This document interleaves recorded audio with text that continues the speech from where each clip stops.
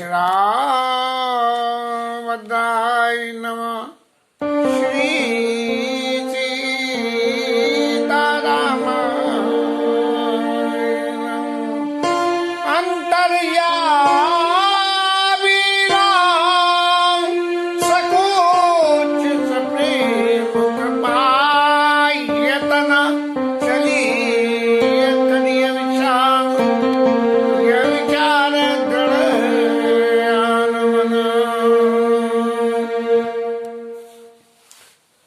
भरत जी के सारे पश्चातापों से जो उनके चित्त में क्लेश हो रहा था, उस सब का समाधान निषाद राज ने कर दिया। और उन्होंने कहा कि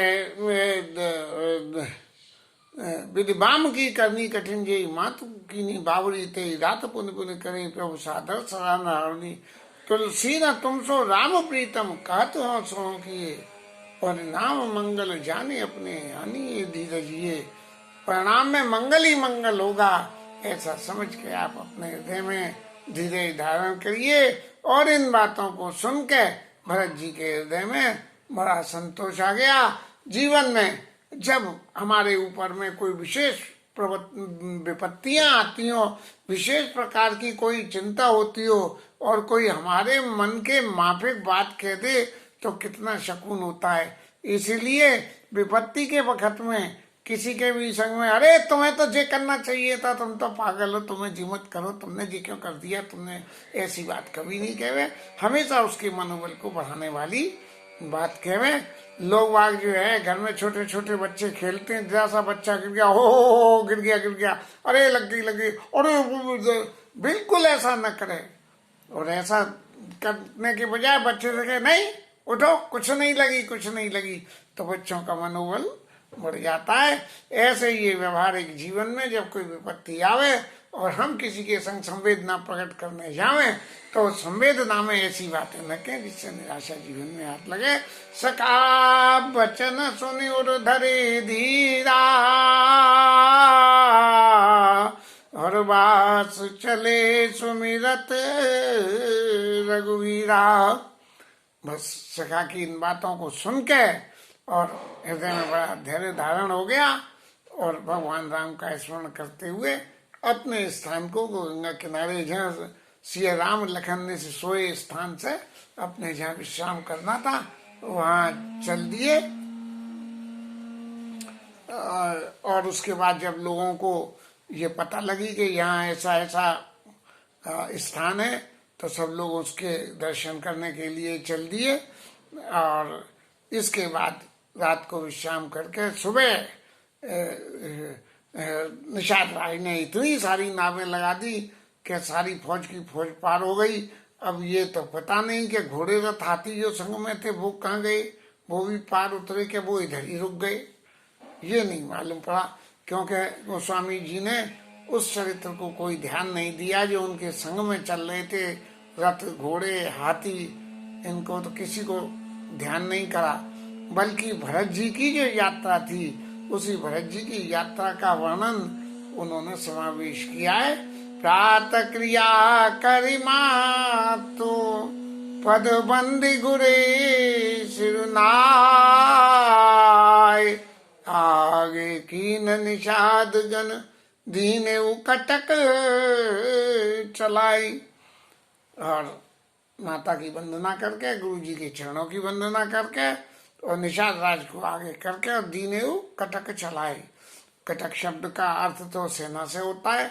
सेना तो थी संग में ही, क्योंकि सेना के संग होने का कारण ये था कि बन ही देव राम ही मुनि राजू, वन में ही राज्य दे देंगे।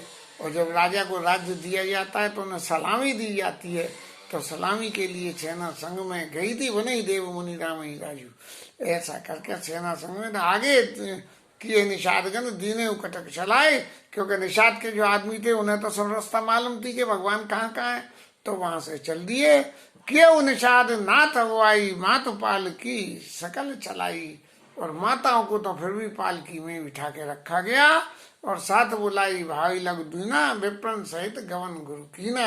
और ब्राह्मणों के साथ में गुरु जी ने कहा तो माता जी जो है वो पालकियों में गई हैं और बाद बाकी लोग तो शायद ऐसा लगता है गोस्वामी जी की भावना से कि वो पैदल ही चल के गए हैं। आप सो सरी कीर प्रणामो और सुमरे लखन सहित सिय रामो।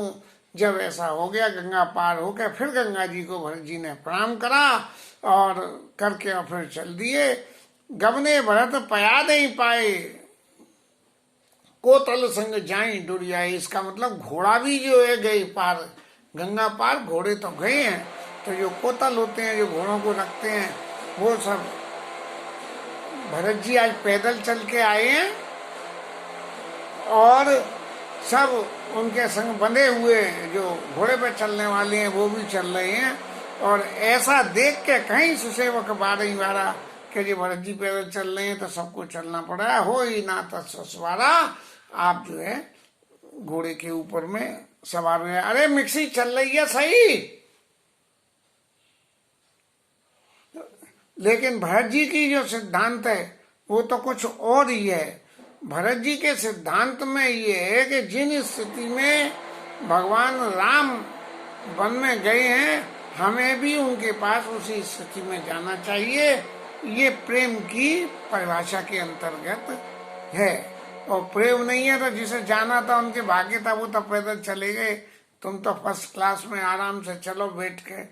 लेकिन जहाँ प्रेम होता है और प्रेम भी अतिशय प्रेम और वो भी भरत जी जैसा प्रेम हो तो उस प्रेम में भगवान ने जो कुछ किया है भरत जी उसी का ही फॉलो अप बराबर करते रहे। और राम पया दे पाए सिधाए हम क्या रथ गजबाजी बनाए। भगवान राम तो पैदल ही गए हैं और बिना जूतियों के गए हैं और हमारे लिए घोड़े हाथी बनाए गए। लेकिन ये मेरा धर्म नहीं है। बोले मेरा धर्म क्या है, सिर भर जाऊं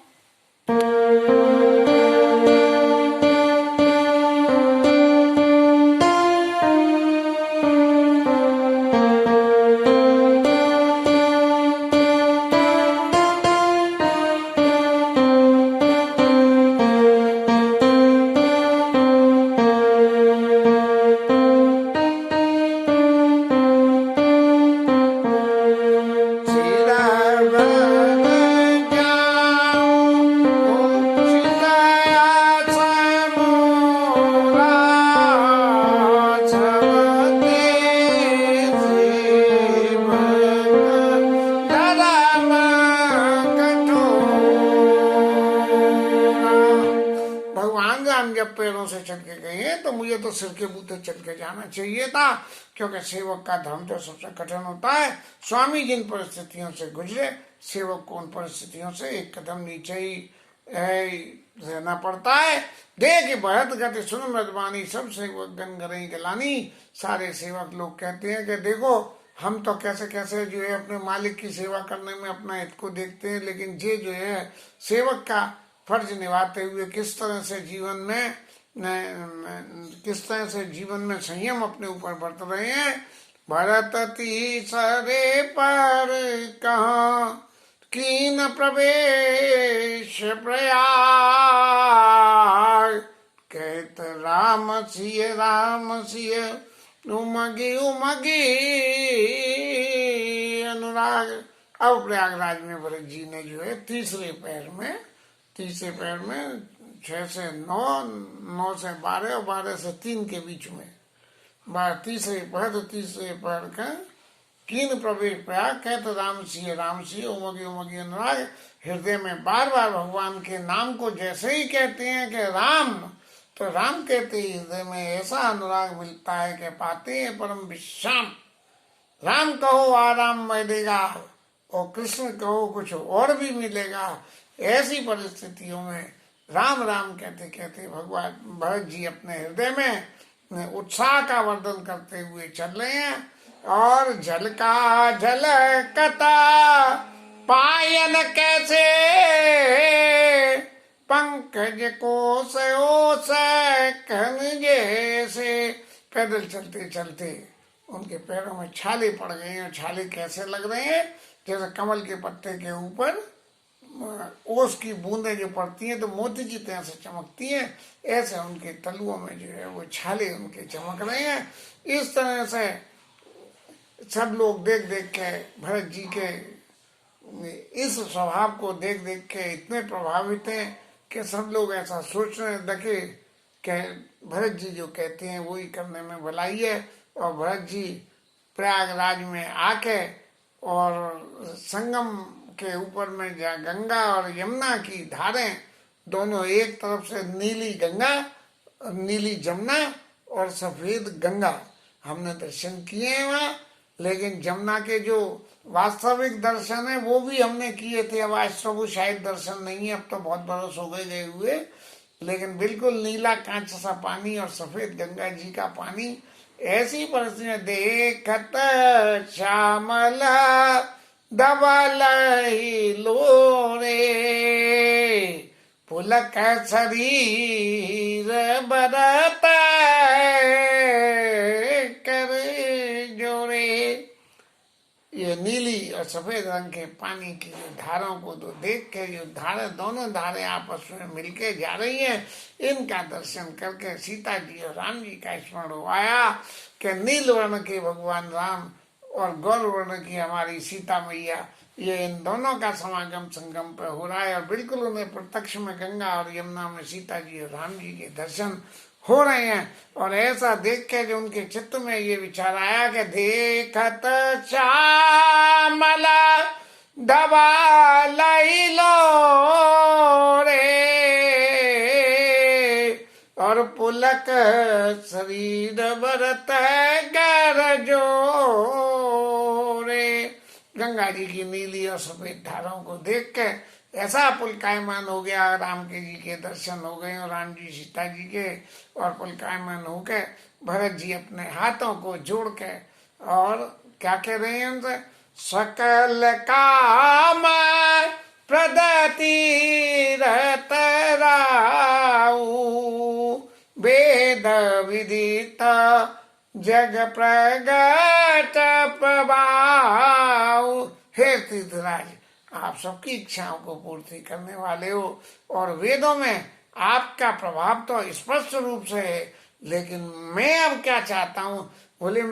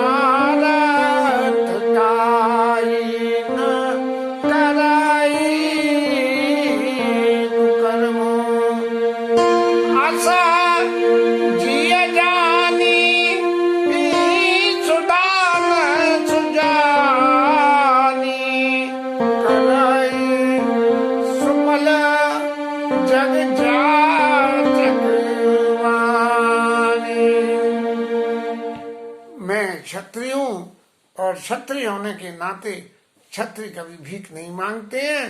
क्षत्रिय तो अपने बल से किसी चीज को हासिल करते हैं, भीख से कभी नहीं करते।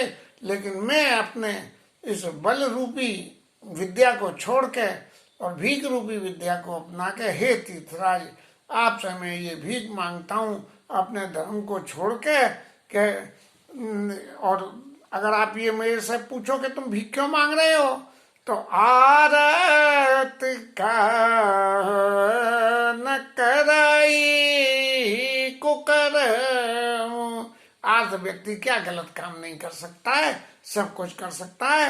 इसलिए हे जो लोग अच्छे दानी होते हैं, जो लोगों के मन भावना का दान कर देते हैं, तो जो उनके घर मांगने आता है उसकी याचना को, उसकी मांग को पूरी करते हैं। ऐसे ही हे प्रयागराज, आप तो जो है अवधर दानी हो, आप जो भी कुछ वेदों में आपका प्रभाव विदित है, कि आपसे कोई भी जो कुछ मांगता है आप दे देते हो, तो ऐसे ही अब मैं भी आपसे कुछ मांगना चाहता हूँ और आप मुझे कृपा करके वो दें। अर्थ न धर्म न काम रुचि, न अर्थ चाहिए न धर्म चाहिए न मेरे कोई कामना है। गति न चाहूं निर्वाण, न मुझे निर्वाण चाहिए न कोई ऐसा चाहिए कि मेरी बहुत अच्छी गति। गति न चाहूं निर्वाण, जन्म जन्म रति राम पद यह वरदान। मैं तो बस एक ही बात कहता हूँ कि आप मुझे एक ही वरदान दीजिए कि मैं जब भी जन्मों में जन्म लूं तब मेरे भगवान राम के प्रति मेरे चरणों में जन्म जन्म रति राम पद, उनके चरणों में मेरे को रति मति, और जब ये दो चीज रति और मति एक साथ मिल जाती है तो गति तो अपने आप ही हो जाती है। रति मति जन्म जन्म रति राम पद यह वरदान। इसके अलावा और मुझे कुछ भी आपसे नहीं मांगना। जाना राम कुटिल कर मोही, लोग काई गुरु साहिब दोई। भरत जी के मन में इतना क्षोभ है इन सब बातों का कि बोले मुझे कोई साहब का स्वामी का द्रोही समझे, गुरु द्रोही समझे, मुझे कुछ भी समझे, कैसा भी मेरे को अपयश मिल जाए, कुछ भी हो जाए, लेकिन सीता राम चरण राति मोरे, अनुदीन बड़ऊ अनुग्रह तोरे।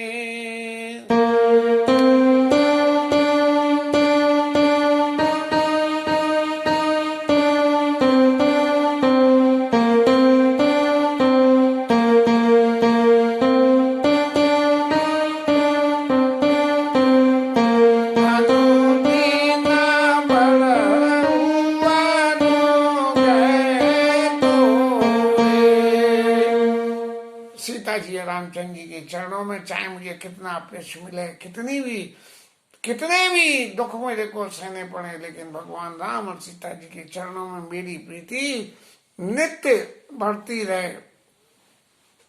भरत जी के इन दयनीय वचनों को सुन के और त्रिवेणी गंगा यमुना सरस्वती के संगम में पानी में से वाणी पैदा हुई और उस वाणी ने क्या कहा।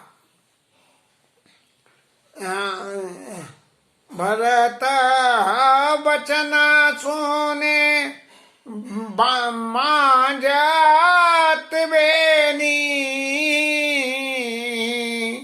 भरत वचन सुने मांजत बेनी, वही मृदु वाणी सुमंगल देनी। सब सुमंगल को देने वाली प्रयागराज के मध्य में से संगम स्थान से वाणी पैदा हुई और उन्होंने क्या कहा।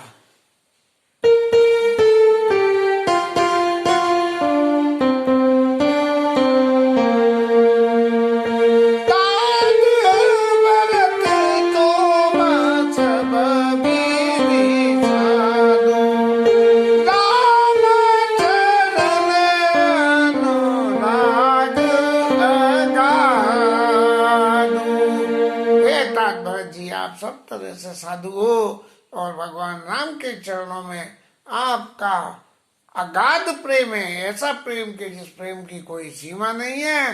बादी गलानी करो मन माई, तुम समय रामाई, प्रिय को नाई। अपने मन में आप कोई भी ग्लानि मत करिए, तुम्हारे बराबर भगवान राम को दूसरा कोई भी व्यक्ति उतना प्रिय नहीं है जितने तुम प्रिय हो। और तन पुल के हुई राक्षसों ने बेणी वचन को,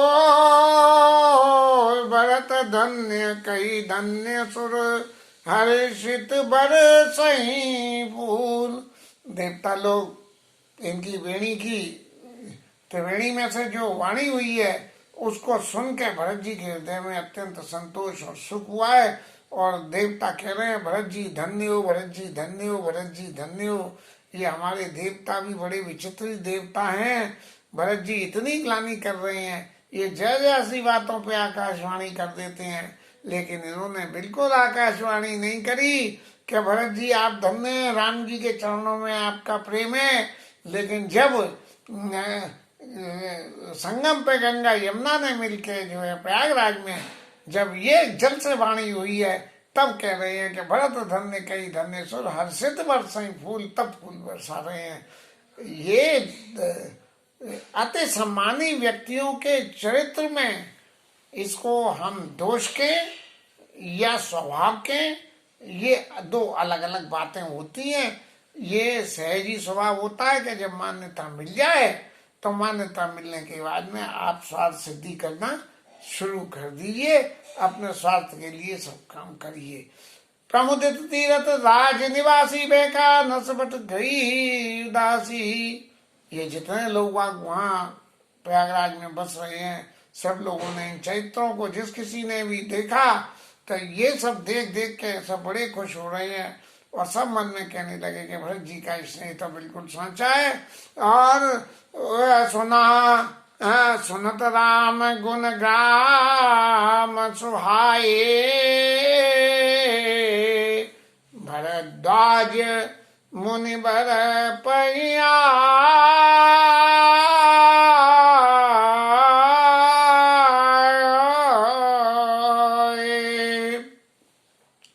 अपने गुणों की चर्चा सुनते हुए और भरत जी भरद्वाज ऋषि के आश्रम पे आए। भरद्वाज ऋषि रामायण के श्रोता भी हैं और रामचंद्र जी के समकालीन है। भगवान राम भी उनके आश्रम में गए थे और अब भरत जी भी उनके आश्रम में गए हैं।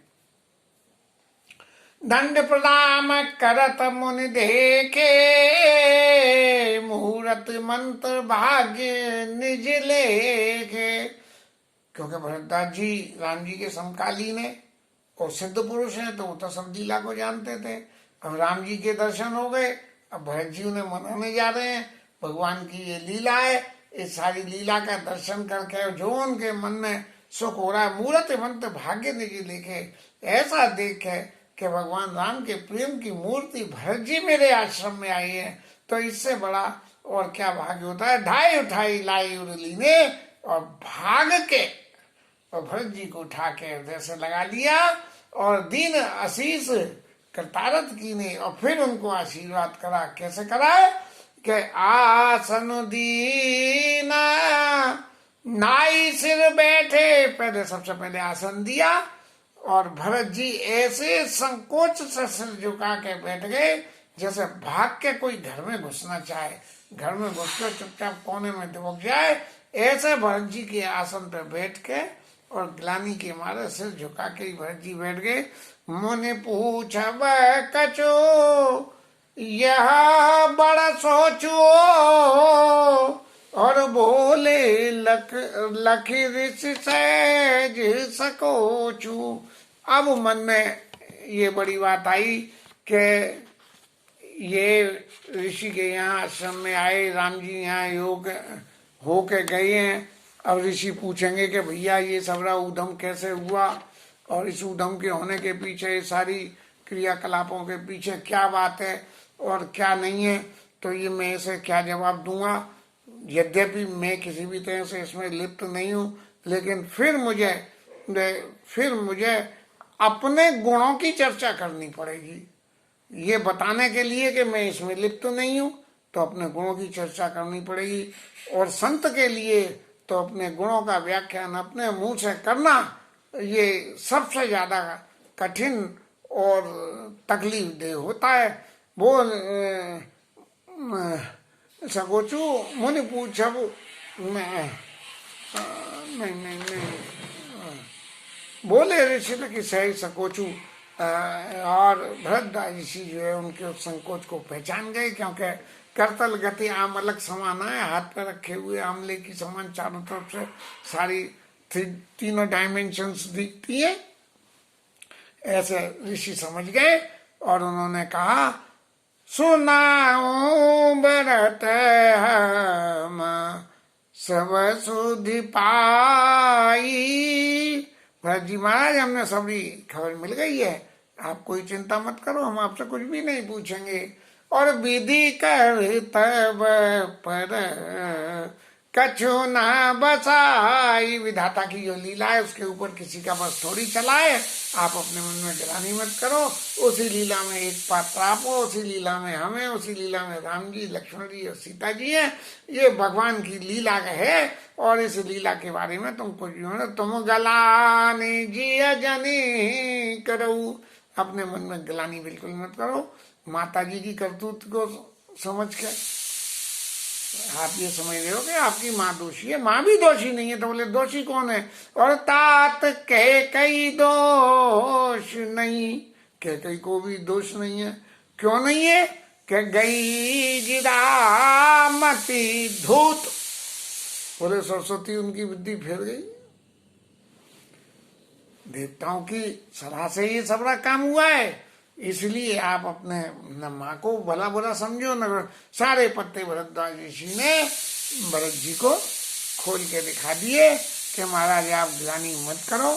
अब भरत जी के प्रेम की बातों को भरद्वाज ऋषि उनके सामने वर्णन करेंगे, जिसकी चर्चा कल होगी। और हरि नाम कीर्तन।